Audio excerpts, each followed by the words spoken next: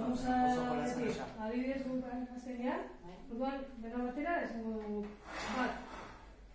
Eta zuen gero, bi. Eta gu, hiru. Ya está.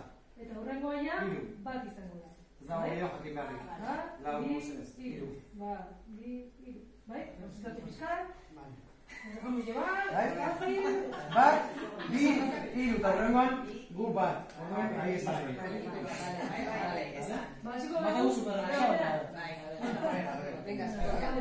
Bat, Bi, hiru.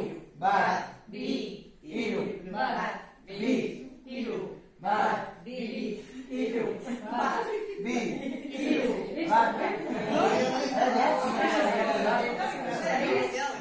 ¿Está bien? Orduan, bueno, vamos a pensar un movimiento y un sonido con el cuerpo que vamos a hacer en vez del uno, ¿vale? Orduan, hori egingo dugu. Claro. La txaloa izango da bat, ¿vale? Cambiamos el uno por el chalo, ¿vale? Venga, concentramos, no podemos decir uno, ¿vale? Izango da bi, hiru. ¿Vale? Así lo veo. Bi, hiru. Bi, hiru. Bi, Hiru. Bi, hiru. Bi, Hiru.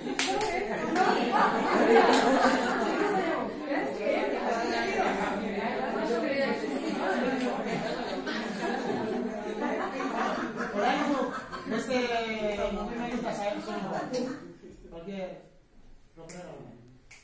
¿Vale? Hori da bi. Vale. Hau da bi. Vale, eta bat txaloa, noski. Bat txalo. Hori izangoa. Txalo, hiru. Vale? Bai.